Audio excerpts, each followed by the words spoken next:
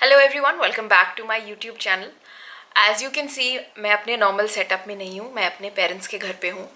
And अभी भी India lockdown 4 में है और मैंने इंटर स्टेट ट्रैवल किया है और ये वीडियो एग्जैक्टली उसी के बारे में है। So keep watching.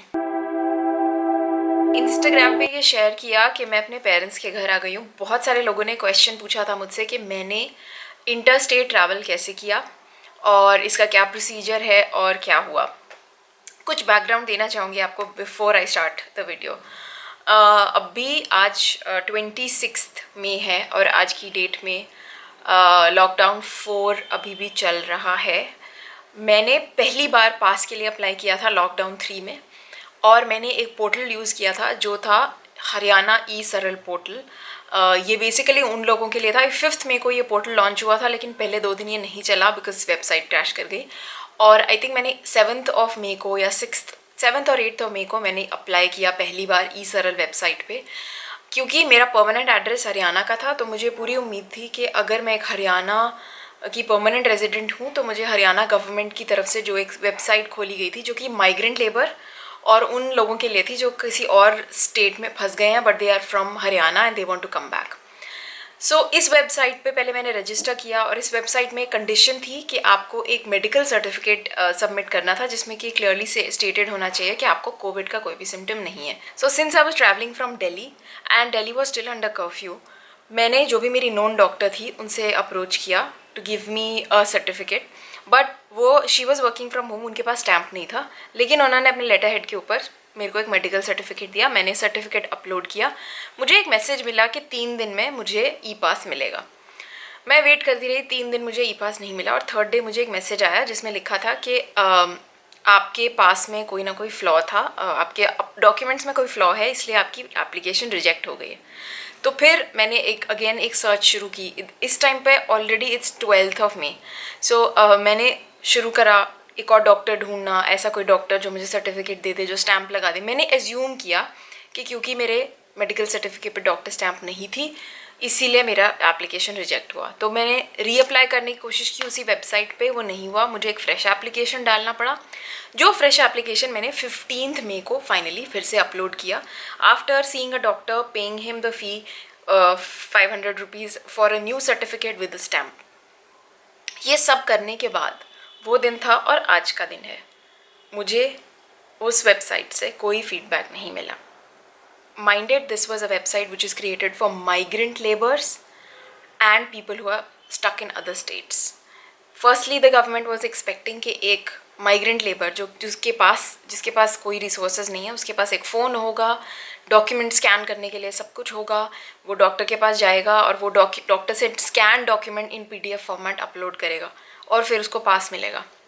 खैर, anyways, I never heard from that website again. I think meanwhile क्या हुआ कि 17 को कंट्री खुल गई बिकॉज लॉकडाउन 4 के accordingly it's 33% people can go out for non essential services. So मुझे नहीं पता चला कि पोर्टल चेंज हो गया है and that portal is not valid any more and there is a different portal and a different link for that. Thankfully मुझे किसी फ्रेंड के थ्रू अगेन एक डिफरेंट पोर्टल मिला जिस पे मैंने फिर से अप्लाई किया। फिर से मैंने अपनी रीजनिंग दी, मुझे एक ई पास मिला जो कि 6 डेज़ के लिए वैलिड था और उसमें मेरी ट्रैवल डेट थी और वो सब कुछ था जो मुझे रिक्वायर्ड था। ये ई पास मुझे आधे घंटे के अंदर अंदर मिल गया। So I would say hats off to the government speed of giving me E pass. It had a bar code and it had my starting and and destination. So I was convinced कि मुझे कहीं ना कहीं रुक के इसे scan करना पड़ेगा। सो मुझे ये ई पास मिला 22 मई को और उस दिन इंडिया के आंकड़े क्या थे ज़रा देख लेते हैं। 22 मई को इंडिया के नंबर्स थे 1,22,000 केसेस ऑफ कोविड। सो क्योंकि मेरी ट्रैवल डेट और मुझे पास वैलिड जो था वो मिला था 24 मई का, दैट्स अ संडे। मैंने 24 मई को 7 बजे कर्फ्यू जो खुलता है उस time 7 o'clock I started from Delhi. So it's 7:15 in the morning. I have just started driving. वैसे तो 3.5-4 घंटे की ड्राइव है, लेकिन आज ज़्यादा टाइम लग सकता है।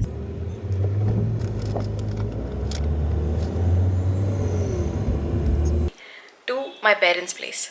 इस बीच मुझे 3 स्टेट बॉर्डर क्रॉस करने थे जो था हरियाणा, पंजाब एंड चंडीगढ़। उसमें से फर्स्टली मुझे उम्मीद थी कि मुझे रोड पे कोई नहीं दिखने वाला है, and I was very scared. मैं अपना खाना, पानी, 8 घंटे का सब कुछ पैक करके लेके गई थी और मेंटली प्रिपेयर्ड होके गई थी कि शायद मेरे को कभी रास्ते में टॉयलेट भी जाना पड़े तो कोई जगह नहीं होने वाली। I was very shocked to see that the highway had exactly the same number of people as they would be on any other Sunday. सब लोग बाहर हैं, everyone's out. मैंने जब दिल्ली से हरियाणा का बॉर्डर क्रॉस किया, there was no one checking, no one stopped me. Anyways, I had the e-pass and the e-pass was clearly displayed on my windscreen. I drove myself, by the way. ये मैं बताना भूल गई कि मैं अपने आप खुद ड्राइव कर कर आई हूँ. I did not come by public transport. Secondly, जब मैं ऑलमोस्ट नॉर्मल टाइम पे ही पहुंची हूँ, उसकी क्लिपिंग्स मैं आपको ज़रूर दिखाऊंगी. And it was shocking to go through cities because बच्चे मास्क के बिना साइकिल पे बाहर हैं, फैमिलीज़ ट्रैवल कर रही हैं स्कूटर पे, गाड़ियों के अंदर भर भर के, एज इफ कुछ नहीं हुआ है. And we are still under lockdown 4.0. The day of the travel the number of cases were 1,33,000. Anyways, बहुत लोगों को ये डाउट था कि बहुत लोगों ने मुझे क्वेरीज भेजी कि कोई क्वारंटीन हुआ है, कुछ हुआ है. क्वारंटीन छोड़ दीजिए, सरप्राइजिंगली कोई चेक्स भी नहीं थे. Temperature check, somebody checking my papers, stopping. There are barricades but उन पे कोई नहीं खड़ा था.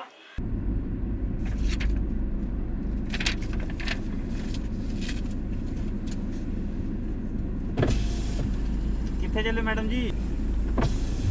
Thank you. I just crossed everything like I would do on any normal day besides the lockdown.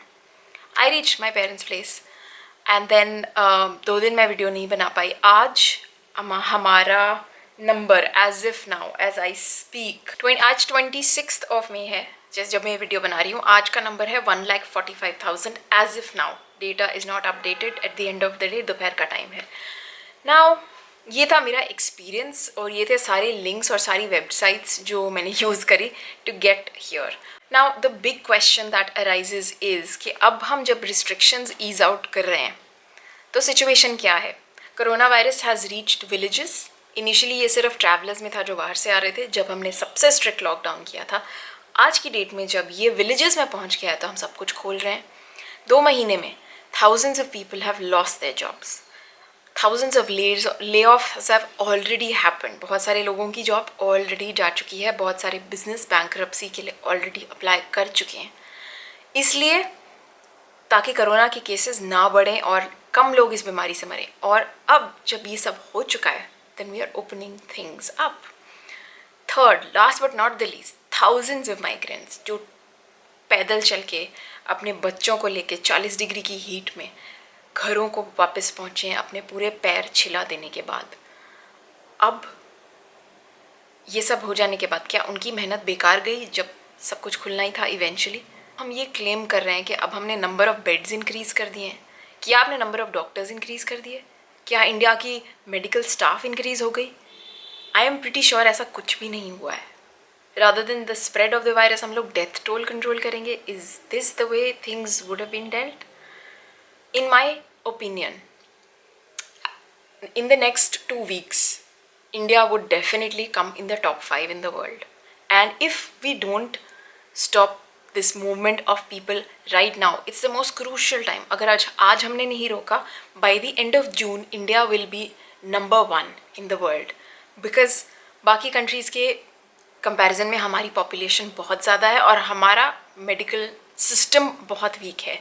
हमारे डॉक्टर्स वर्ल्ड बेस्ट हैं लेकिन हमारा सिस्टम बहुत ज़्यादा वीक है. हमारे पास इंफ्रास्ट्रक्चर नहीं है इतने लोगों को हैंडल करने का.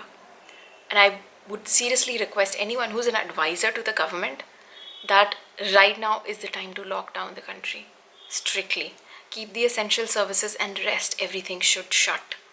We cannot afford to ease up restrictions right now. US ने खोल दिया है इसका मतलब ये नहीं कि हम खोल दें. यूरोप खुल गया इसका मतलब ये नहीं है कि हमें खुल जाना चाहिए. नहीं, हमने पहले जल्दबाजी में लॉकडाउन जल्दी कर दिया. I think everyone has realised it by now.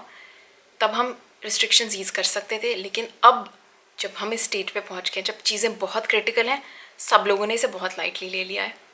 And whoever is watching this video today, as of now, we are standing at 1 lakh 1,45,000 reported tested cases.